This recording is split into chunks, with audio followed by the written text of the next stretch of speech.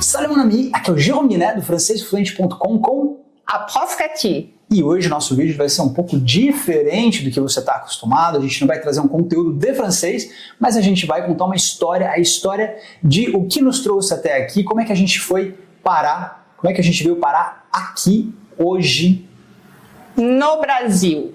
E somos uma família, portanto francesa, e tudo começou com meu pai, Georges-Henri, que era um músico e trompetista e maestro, e ele tocava em boates em Paris.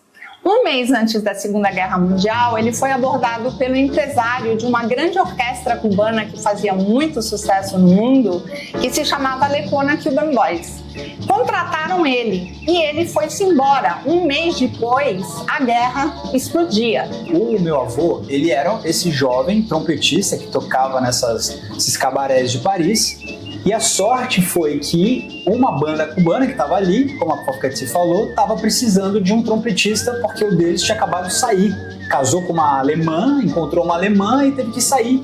E eles estavam com a volta para Cuba marcada em poucos dias, eles precisavam encontrar alguém. E foi aí que eles avistaram o empresário dessa banda, The Cuban Boys, Lecona Boys, viu o meu avô, o Georges-Henri, pai desta daqui, do meu lado, e eles gostaram do que ele apresentou como musicista, né? E contrataram ele veio para a América Latina, portanto, e fez sua carreira aqui na América Latina. Ao ponto que chegou a ser o diretor musical da televisão Tupi, que foi a primeira televisão da América Latina. Ele escreveu um livro chamado O Músico, Sete Vidas, onde ele tá aqui, ó, ele é esse personagem daqui, e tá ele, e este daqui é o...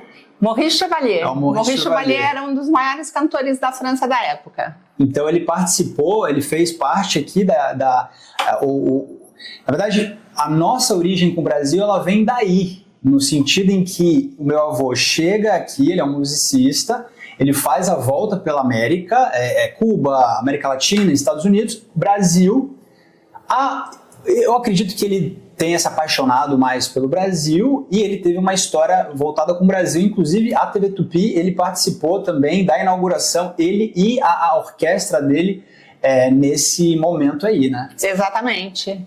E em 1960, um pouco antes, 1958, ele decide voltar para a França para estudar melhor música, porque ele tinha aprendido música mais de ouvido. E ele queria se aprofundar em solfégio, harmonia.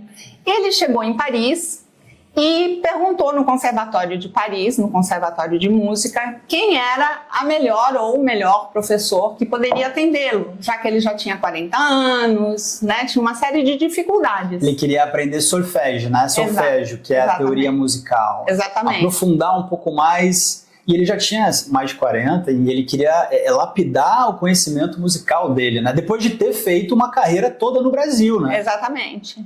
E aí, então, indicaram a minha mãe como professora. Ela era professora do Conservatório de Paris, portanto, e conta ela que quando viu meu pai pela primeira vez, ela se apaixonou mortalmente.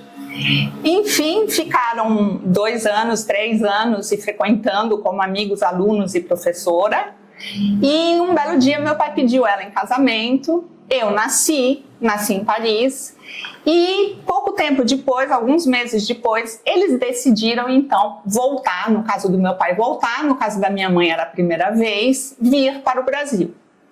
E foi aqui que eu fui criada com 2 irmãos que nasceram aqui e quando eu estava mais velha, eu decidi fazer estudos na França. E lá eu conheci um francês com quem eu me casei e com quem eu tive 2 filhos, inclusive o Jérôme. O Jérôme vai falar um pouquinho mais dele, mas eu posso falar em resumo que a minha profissão durante a minha vida toda esteve vinculada à comunicação e que só depois de aposentada eu decidi entrar no ramo do professorado e que eu amo isso. Fala, Jérôme. Não, então, eu cheguei no Brasil já com uns 3, 4 anos de idade e eu aprendi o português junto com o francês, no caso, né? Eu sou um bilíngue inato, no sentido de ter tido essa oportunidade de ter aprendido essas duas línguas, né? Praticamente que ao mesmo tempo. Obviamente que aqui no Brasil eu estava num ambiente de imersão, então foi mais fácil aprender, e a gente sabe que quando aprende uma língua antes dos 7 anos, o nosso cérebro ainda tem essa plasticidade, enfim. Então, a vida foi acontecendo, e eu lembro eu tinha uns 10 anos de idade, inclusive tem uma foto muito legal com o meu avô, eu passava férias em Serra Negra, que é onde ele tinha esse sítio. O sítio, né, de Serra Negra, uma chácara de Serra Negra. E ele me convidava muitas vezes para fazer aulas de inglês. Então, no começo eu ficava um pouco descrente, porque as aulas de inglês que eu estava acostumado eram aquelas aulas que eu via na escola, que eu estudava gramática, eu não gostava muito daquele tipo de aula. Então, a princípio eu ficava um pouco descrente, mas eu percebia que as aulas com ele eram muito legais, eram diferentes, eram mais leves, enfim. E foi assim que eu tive o primeiro contato com uma metodologia de ensino um pouco diferente daquilo que eu estava acostumado. Sim, agora deixa eu continuar. Então, depois dessa carreira de artista do meu pai, quando ele voltou para o Brasil, ele se instalou como profissional na área de comunicação audiovisual. E assim ele viveu durante 30 anos, foi assim que ele criou a gente em São Paulo. No final, quando ele se aposentou, ele foi morar em Serra Negra com a minha mãe, e lá ele decidiu começar então uma última vida profissional, que seria como professor de línguas. Então ele dava aula de francês, de inglês e de espanhol. E ao longo dos anos, ele trabalhou 25 anos como professor, ele desenvolveu uma maneira de ensinar o francês que ele passou para o Jérôme. Conta essa história, Jérôme. Então, é isso. E aí isso que eu falei agora, eu já tinha contato, ele já era um senhor nesse momento que eu fazia as aulas com ele, já tinha mais de 80 anos, né? Então ele já estava, afinal de contas, no trajeto dele como musicista, ele aprendeu outros idiomas, virou esse poliglota e trabalhou disso até o final. Enfim, aí eu cresci tal, e um certo dia, já mais velho, eu fiquei um período morando perto dele, e aí ele me convidava para vir assistir as aulas que ele dava para os alunos dele de francês, inclusive alunos que aprendiam francês muito rápido, existia ali uma velocidade na fluência dos alunos, era uma coisa muito incrível de se ver. E eu fiquei curioso para saber qual que era o segredo dele. Então ele me convidava, eu lembro que eu ficava num quarto, onde eu ficava numa poltrona de canto e assistia ele e o aluno, enfim, tendo aquelas aulas. Então eu fui entendendo como é que ele fazia, qual era o molho secreto dele, aqui, o molho especial. E aí, um belo dia, ele ficou doente, ele ia dar aula para um aluno, lembro até o nome dele até hoje, o Dario, e ele me pediu se eu poderia substituí-lo, porque ele estava doente. E foi aí que eu dei a minha primeira aula de francês com aquilo que ele tinha me ensinado, e foi incrível para mim, porque até então eu estava acostumado com um trabalho em que você vendia sua hora em troca de dinheiro, mas fazia uma coisa sem sentido, e pela primeira vez eu fiz algo que eu vi um sentido maior. Eu fiz bem ao aluno, vi que ele estava alegre, estava feliz com aquilo, e além de tudo eu ainda estava sendo remunerado financeiramente por alguém que estava com o maior prazer, com um sorrisão, me remunerando com aquele dinheiro. Então, aquilo me impactou de uma maneira que acabou sendo um destino que eu fui seguindo na sequência, né? Isso, e aí então, graças a esse aprendizado que você teve com meu avô, você criou o método francês fluente, e em 2015, quando foi o começo do seu projeto, eu já estava aposentada e você me chamou para trabalhar com você. Eu estou há 10 anos com o Jérôme, a gente já atendeu muitos alunos e a gente comprova que o método que o meu pai ensinou para a gente é um método que funciona. O método que o meu avô passou para mim, eu acabei lapidando ele, no sentido de que eu fui me interessando como que se aprende um idioma estrangeiro. E eu acabei, e foi por interesse mesmo, fui estudando isso e fui entendendo que haviam outros poliglotas, linguistas, que haviam estudado essa questão. e haviam inclusive escrito coisas. Então, principalmente dois, né, que marcaram a trajetória foram o Stephen Krashen e o Noam Chomsky. Eles falam bastante disso, a aquisição de uma segunda língua estrangeira.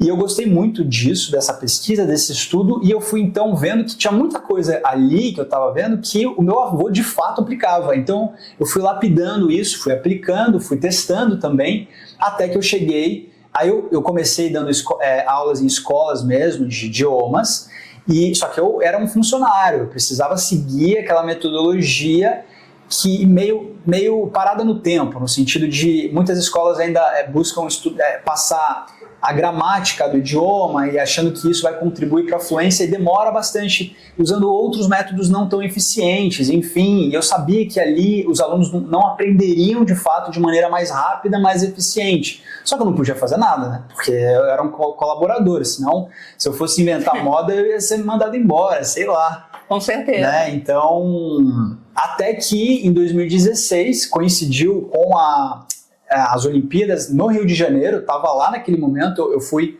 o tradutor oficial do Rio 2016, francês-português, português-francês, e ao mesmo tempo eu estava abrindo, logo na sequência, eu abri a primeira turma do método francês fluente, e foi um sucesso, porque os alunos inclusive gravaram vídeos de depoimento. Tem aqui no canal, se você pesquisar depoimentos, método francês fluente, realmente existe alguns vídeos gravados por alunos que comprovam que realmente tudo aquilo que eu sabia eu consegui colocar dentro de um curso online, e foi aí, nesse momento, que eu convidei Prof. Cathy, a minha própria mãe, a integrar a equipe, fazer parte dos professores. Na verdade, você é o meu braço direito nesse sentido, né? A gente realmente faz essa parceria de criar material, de ajudar os alunos a alcançarem a fluência em francês. Isso já tem 10 anos. 10 anos. Né? 10 anos, uma família de franceses nativos que falam português como os brasileiros e que estão aqui para servi-lo. É isso, essa é a nossa história.